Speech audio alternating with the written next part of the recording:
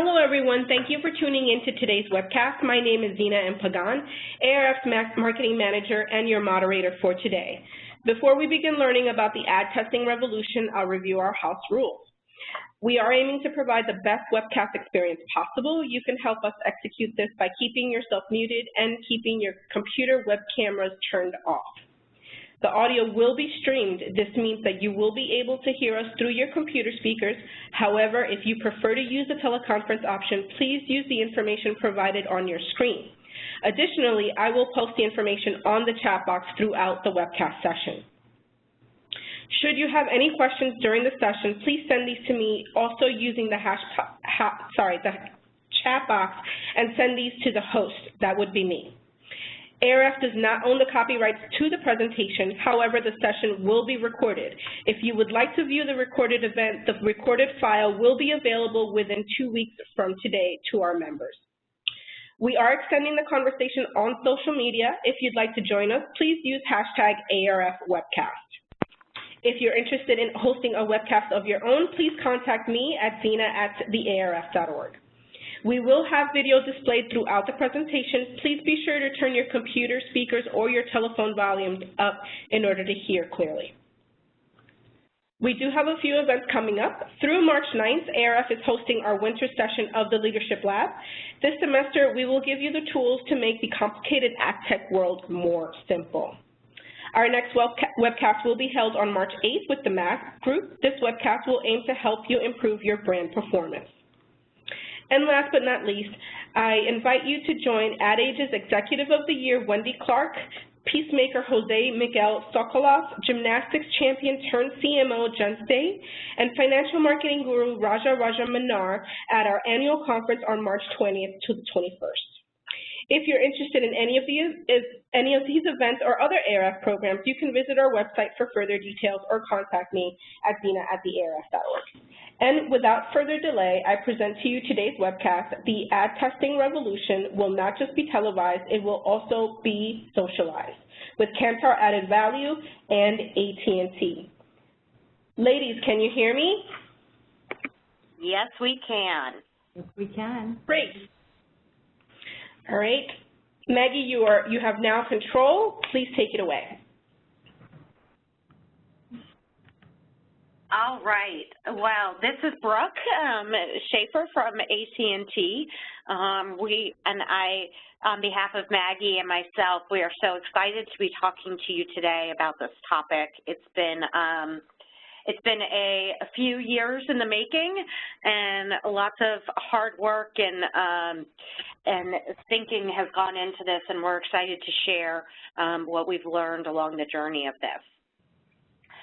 So what I want to do is let's just jump right into a kind of level setting of why the social world is so important. And so from an AT&T standpoint, AT&T buys a lot of media. And when we're thinking about how we go reach that next generation buyer and how do we change their perceptions of what AT&T is from being just a telecommunications company to being now an entertainment company and changing the way and brand equity of AT&T, I have to kind of take a step back and I have to think about what is that view of how do we go reach those consumers. And so here what you see is that by the end of this year alone, we are going to be reaching 25 million users online. 25 million users are actually going to be streaming just their paid TV content through their mobile device or their tablet.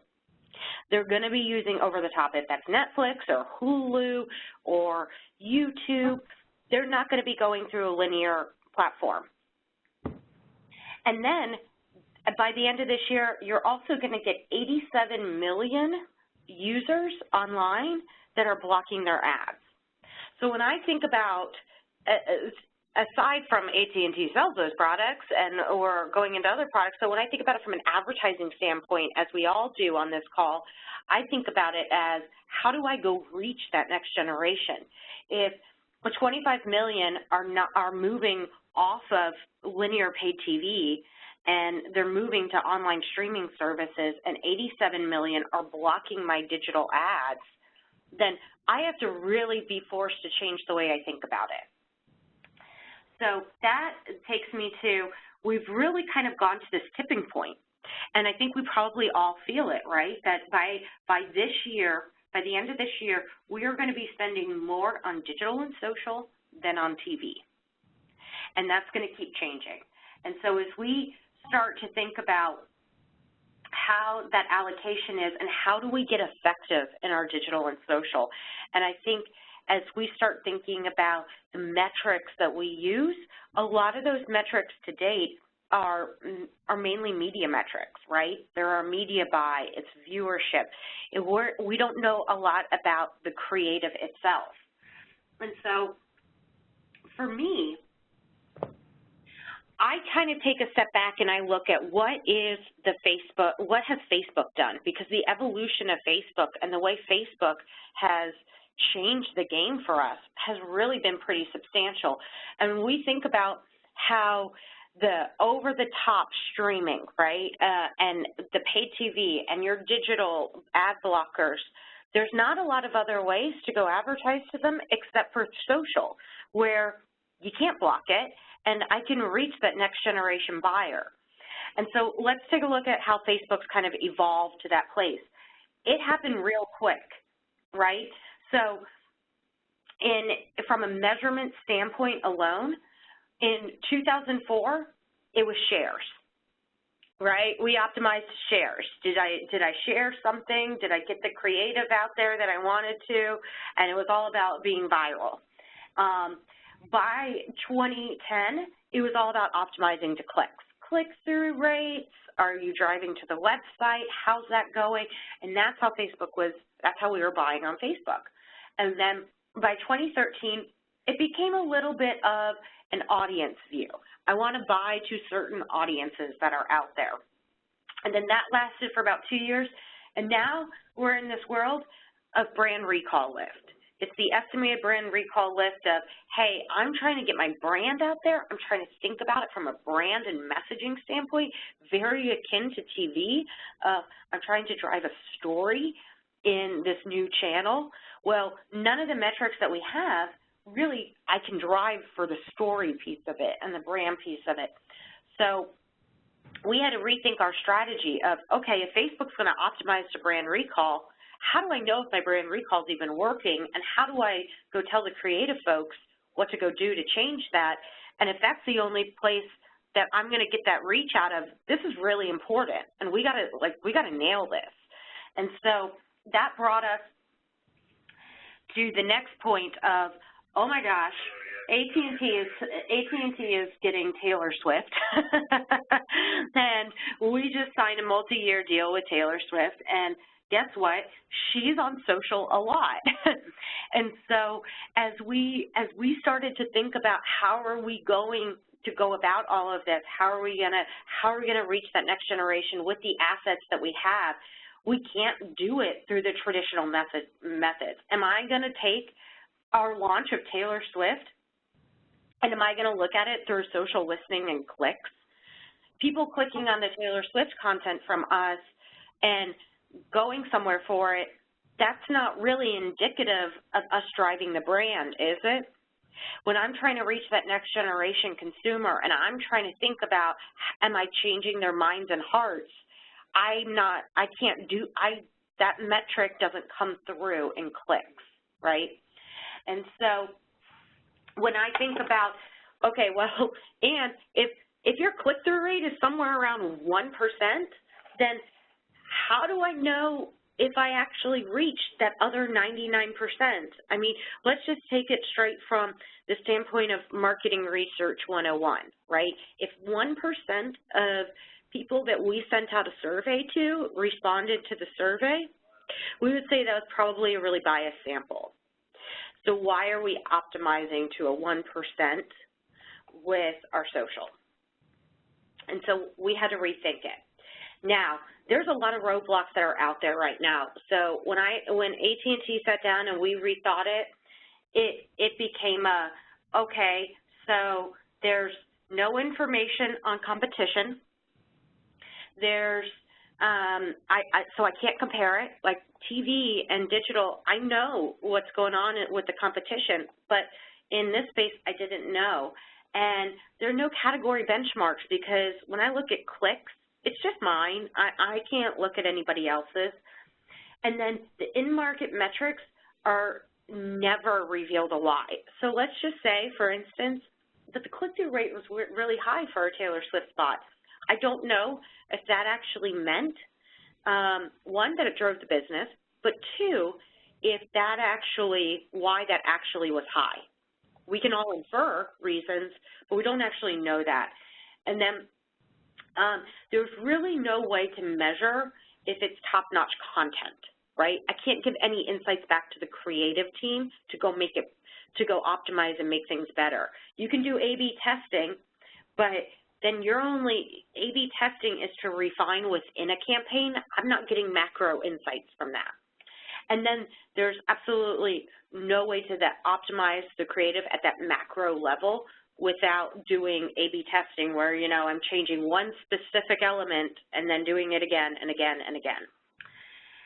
So that takes me to the next point of social changed really quickly, and the landscape of advertising changed really quickly. When you look at what we just went through for Facebook and how the optimization changed quickly, when you look at how paid linear television viewership for the next generation has gone down and it's all about streaming, that changes it.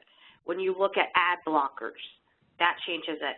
And so then it forces us to go, we need to catch up. We need to start to rethink the way we look at this, the way that we look at social in general, and how we're going to go reach that next generation. And so what I did was I picked up the phone and I called Added Value. Added Value has been just a phenomenal partner to us at AT&T. They've been with us for 30 years, and they have been just fantastic. And so I'd love for Maggie to kind of take you all through what she did for us and how that has been so beneficial for AT&T. And I think that everybody on the call can probably really benefit from some of the thought leadership that they've given to us. Wow, thanks, Brooke. That's incredible, and obviously we are so honored to be sharing this session with you, Brooke Schaefer, our great friend from AT&T. So, yeah, I mean, Kantar Added Value has had an absolutely amazing run with AT&T. We've been working side by side for over 30 years. But the primary reason for this sustained partnership is that AT&T has always been an extraordinary pioneer. This goes way back to their Bell Lab days, and they've driven category reinvention on a continual basis. We can just think about the recent DirecTV acquisition, and even more so the announcement of the potential Time Warner purchase. You know, these things just underscore that. So for us to be of value to them and have real business impact, we had to evolve, innovate, and pioneer alongside them. So we've been testing and helping AT&T optimize their advertising for an incredible 3 decades. But in this new world of social and digital media and the role that advertiser creative content plays on it, we needed to develop the right methodologies to inform and guide AT&T, leveraging the latest tools and technologies to make their creative even stronger and impactful. And frankly, we were asked to help AT&T respond to some of the challenges that some of these walled gardens, if you will, have created in terms of how they compute and share data. So it started with respecting social as a mature media channel and not simply relying on the platform providers to feed back metrics of clicks and shares, et cetera, as Brooke had said. So step 1 was recognizing that social is composed of different platforms, each attracting and engaging people in different ways and serving different purposes in people's lives. We needed to understand and be sensitive to what creative works well on the various platforms and in what formats. It's not a one-size-fits-all medium. It's not matched luggage. You can't just test one ad on one platform and then roll it out on another and think that it's going to work in the same way and have the same impact. And so we wanted a way to test out our various hypotheses about how the different platforms impact ad receptivity. For example, you know, you might hypothesize that Facebook is like a large family wedding where everyone pretty much knows everyone else and spends time catching up, sharing stories, swapping photos and such. So for a marketer, better the tone be more conversational, to be seen as authentic and genuine, rather than just a slick suit making a hard pitch. So this is an opportunity really for the brand to present itself in a charming and even unexpected light. In contrast, you know, Twitter is more like speaking from a stage. You know, going in, your audience will include a good number of strangers, so maybe a different tone is suited, one with a bit more of a trumpet, one where you can really make best use of promoting your, you know, your timely brand announcements or big promo shouts. So we needed to create a methodology that tested the creative in situ, that is directly in one's personal private feed. This was paramount to AT&T. We didn't want a mocked up clutter. We didn't want a public feed. We wanted to really be able to put the social in an environment that really reflects the toughest challenge that marketers have of breaking through this personal feed. So we built a system that captures actual behavioral metrics to illuminate what AT&T's target customer, that's another point, that we screen for target specificity, so what they actually do when they're exposed to the content, and we survey those target customers to learn how they take in and react to the content. So it's 100% personal feed, 100% on mobile, unless, of course, your buy is reflecting, you know, a feed that would be desktop and mobile as well. So you may be asking, how does this work? And hopefully, speaking of how this works, we're hoping our video will work for you as well on this webcast. How does this work? Following screening requirements, respondents log into their social media account. The test ad is always placed between the first and second post in their newsfeed. This space fosters an organic interaction between the ad and respondents, as individuals are unaware of the brand being tested. Respondents' behavior is recorded, including whether the ad was clicked on, where drop-off rates occur in a video, how long the ad was on screen, and much more. After the live exposure, unaided brand recall is captured. A fourth second exposure is served, and additional diagnostics are collected. So the magic is in conducting the research among the targeted audience, marrying the multitude of behavioral metrics we obtain, and have developed norms for on a respondent level basis across rich media and static ads of varying shapes and sizes by platform, with survey data that helps us diagnose why people are engaging or not, and if the content is doing what it's set out to do. So for AT&T, we do this simply and seamlessly across all mediums and provide core, consistent KPIs across channels for the marketing and the advertising teams. In effect, we're providing this steel blue thread across channels for them. But it all goes back to, as Brooke said, you know, this is marketing, or in this case, communications 101. To be an effective ad or piece of creative content, it must first and foremost break through. It's got to break through the noise and register the brand, the sponsor. Otherwise, everything else is moot, period. So counter-added values always employed a clutter for TV, print, radio, even outdoor, and now we can test digital and social in a cluttered environment too. So leveraging ad injection technology, we embed the test creative on a target's consumer live personal site, and we do this on Facebook, Twitter, Instagram, and YouTube. So the survey data helps us measure if the ad is meeting its broader objectives. Is it conveying what you intended? Is it engaging in the way you hoped? And is it reinforcing or building the brand values and positioning strategy? So importantly, we need to recognize that in this social milieu, advertising content is often competing with highly personal stimuli and content, including incredibly talented cats and dogs, of course. And as well, it doesn't come at a clearly defined break. You know, social just shows up randomly and is almost ever present. So the challenges, therefore, of becoming a welcome visitor or contributor are even more complex. So together with AT&T, we've been on this journey to learn what does it take to be a valued and welcome partner of a person's new, quote-unquote, social life, if you will, to not get blocked out and ignored, but instead to be seen and heard. So through prior comprehensive media mix modeling, we've learned that branded recall of TV ads was a driver of AT&T's gross ads or their net new customers. So the name of the game now was to learn how best to optimize the social content in order to get someone to stop scrolling.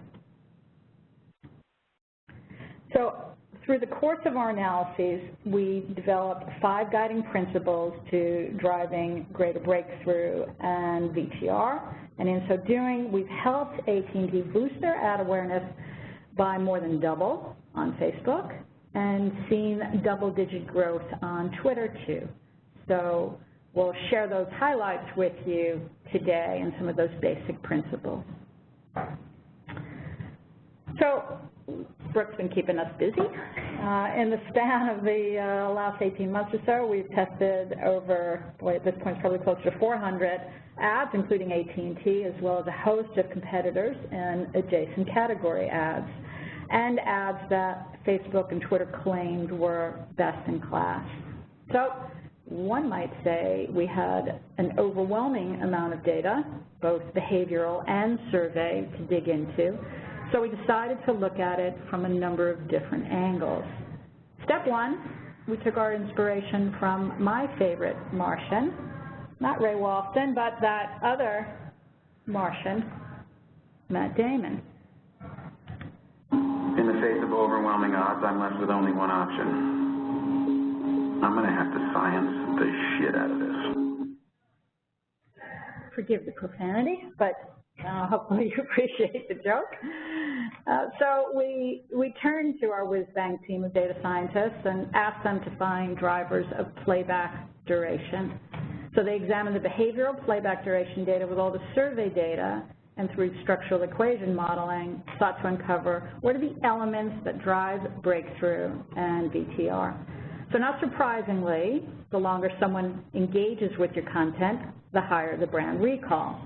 But we also learned that having a distinctive message directly tied to playback duration. And interestingly, that live action video, more so than other graphical or animated content, can also lead to playback duration. But this notion of novelty, being fresh and distinctive, and its relationship with saliency is something that neuroscientists have been telling us forever, really. You know, the holy grail is sparking these saccadic eye movements, triggering the brain to tell the eyes it's time to switch gears and look at something else. Or simply said, our brains turn our attention to that which is distinctive and new and that which makes us feel good. Gaining attention is neurologically all about novelty and reward. So we also came at it from a different view, and that was to conduct a content analysis where we took the entire database of ads and broke them into the very top and the very bottom performers. And using a number of different behavioral metrics and by ad format, we then deconstructed and examined the ads to see what the top had in common versus those at the bottom. And this led to our guiding principles moving forward. So on the surface, I'm sure these guidelines seem quite obvious, but having tested hundreds and hundreds of these ads now, you'd be pretty floored by how many don't adopt these principles. Remember, you're not the guy who, you are the guy who just showed up at the wedding. So you want to make sure you're George Clooney and not George Costanza. So holding on to viewers means principle number one, opening with an intriguing introduction. Holding on to viewers means opening with a fresh bang, this measure of intrigue that sets the ad far apart from the everyday stuff. We know that viewers stay tuned for the unexpected, not the everyday. So to elicit intrigue, an ad needs to capture a fresh take to trigger that novelty-seeking impulse in our brains that I was just mentioning. So on the Maytag ad, we've got the screenshot there. On the left, there's a Maytag repairman running in place in someone's kitchen while holding a sack of groceries, and the homeowner is debating what to eat. He represents the energy efficiency of Maytag's refrigerator and is obviously a pretty intriguing sight to see in one's kitchen. On the upper right, Mindy Kaling for American Express opens on not one, but 2 alarm clocks going off at 4 a.m. before she slams them off, and then turning on a nightstand, and then cue the intrigue, she writes something down into a spiral binder. How can you not want to see what's next coming from this, right? The lower right, we've got from Nissan, a sweepstakes ad opens with a woman in black saying to the camera, "Congratulations on making it to the final clue," followed by more intrigue. "Unfortunately, this game and my time in the Altima are coming to an end." And this is spoken as she appears to emerge from the trunk of the Altima wearing a helmet. Here's a sampling of some of the top performing ads and their ability to generate this intrigue right out of the blocks. If I can get my mouse, there we go.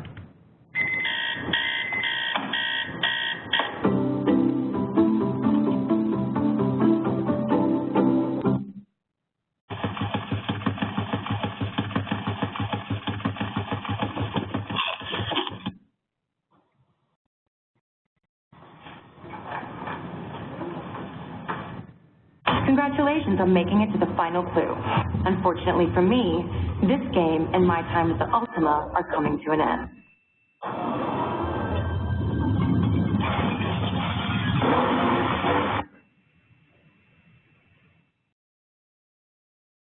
Okay. Number 2, an eye-stopping visual certainly doesn't hurt. Given the emotional power of pictures, the way to create intrigue is with an eye-stopping visual. Number 3 speaks to the value of arresting copy, or killer caption, as we like to say, the payoff to an eye-stopping visual. It adds to, ties in, or helps explain what the visual is conveying, and is therefore another key to creating intrigue. Number 4, and not to be overlooked, make sure you've got a strong brand presence.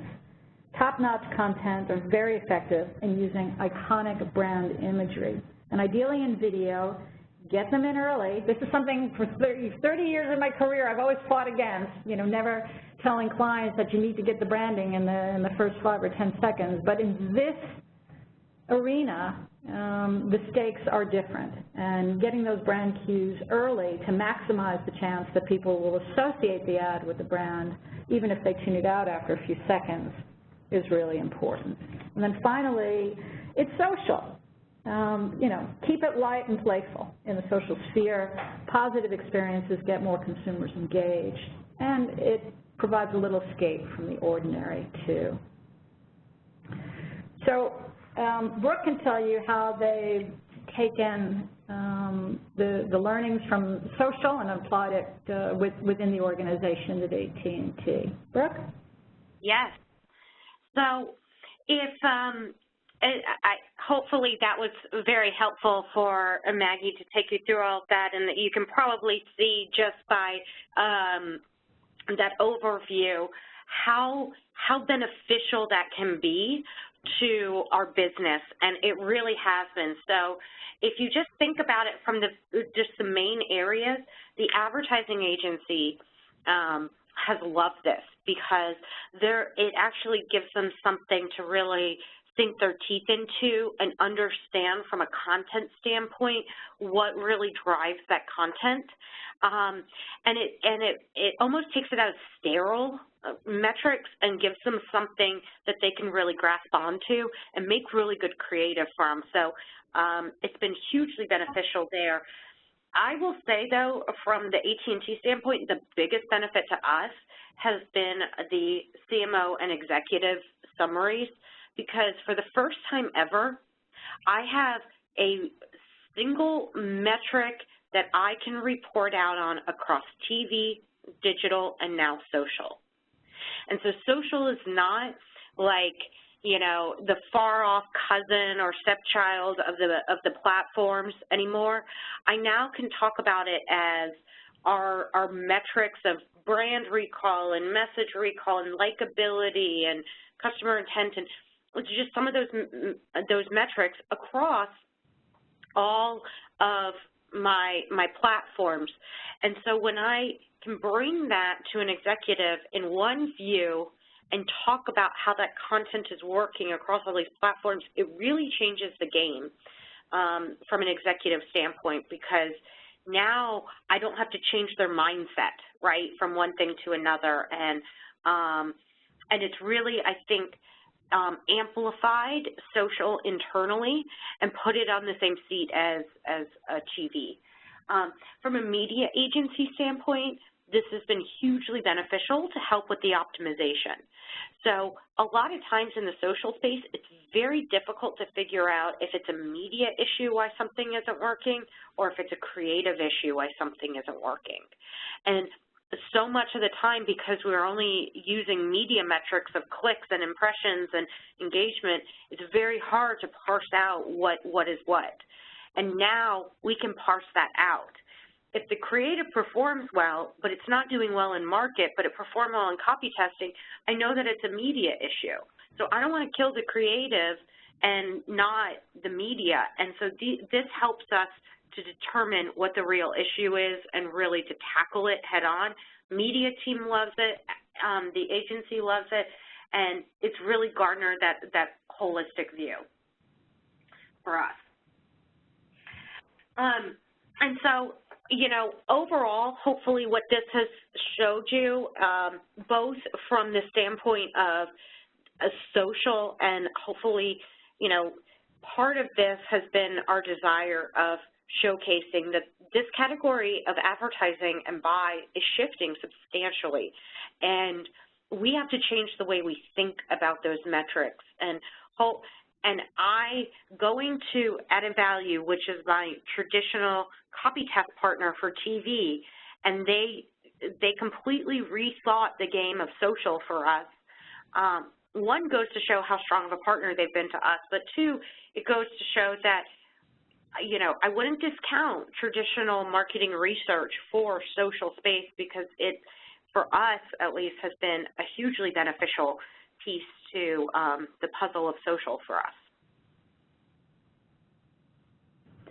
So that's it for us. I mean, obviously, from the Cantor Added Value side, as I said, we're just extraordinarily proud to partner alongside AT&T and look forward to the next 30 years. But very happy to open it up to questions from folks, should you have any. Are you able to hear me? This is Zena. We are, Zena, thanks. Thank you. We now open it up for questions with our presenters, Maggie Taylor, CEO of Cantor Added Value North America, and Brooke Schaefer, Director of Advertising and Retail Insights at AT&T. First question, and this is for Brooke. Which metrics do the execs spark to most? Very good question. Well, of course, you know, it's metrics that are tied to sales. And so we have done some modeling on our side to figure, with Added Value, to figure out what those metrics are, and from a copy testing standpoint, and we look at those. It's a whole slew of them, but some of the really basic ones that I would say any company should look at without even doing any modeling activities is going to be your basics of, did your brand come through from a brand recall standpoint? Because if you're optimizing your social, do the estimated ad recall list, you want to make sure your brand gets through. So if I look at TV, digital, and social for brand recall, for are you recalling the message of the creative? And then obviously if they like the brand, overall brand opinion shifts, and customer intent to purchase. So are they interested in purchasing your product?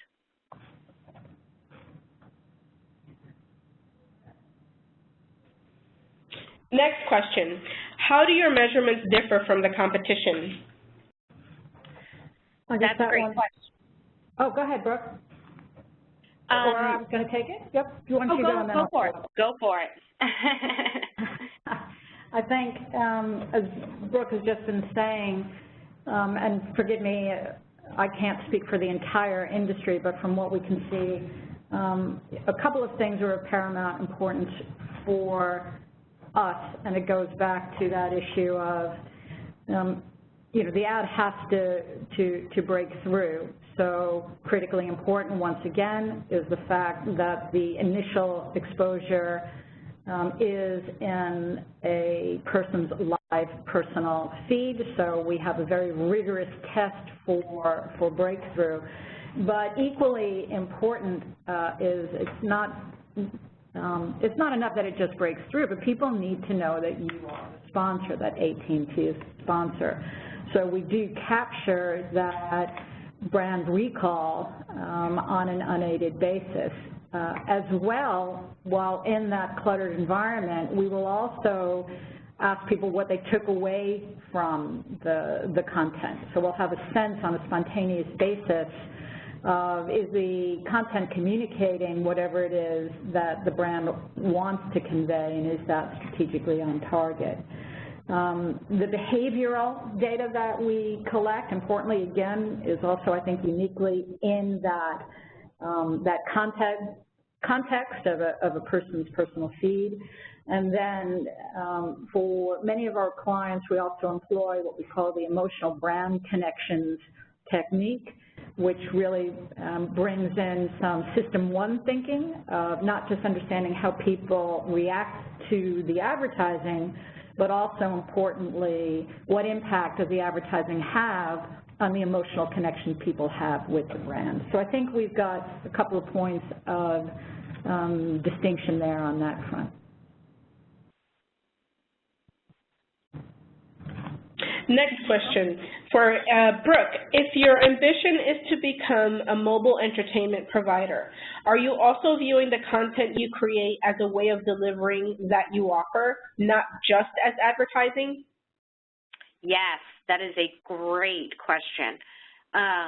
Yes, absolutely. So as AT&T starts streaming more of its content through mobile and tablets, of its DirecTV content, showcasing that in your mobile feed through social is incredibly important, and changing that perception in those channels for us is of utmost importance. And so, yes, we are absolutely focused on that.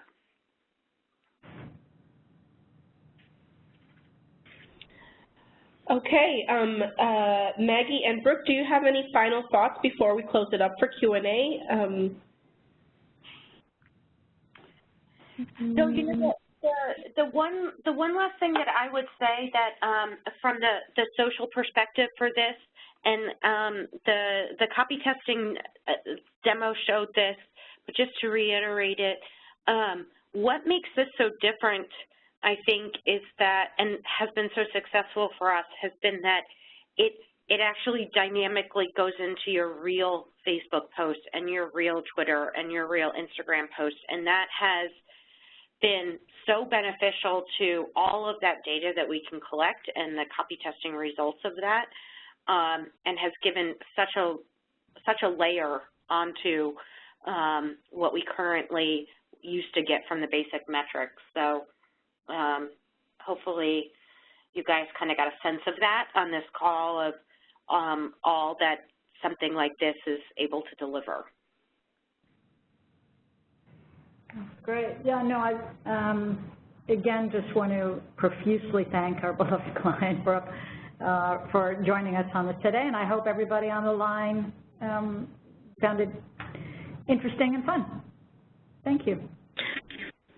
Thank you. If anybody does have any questions at the conclusion of this webcast, please feel free to send these to me. My email is Zena, Z-E-N-A, @thearf.org, and I'll send these along to both Maggie and Brooke so that you can continue the conversation offline.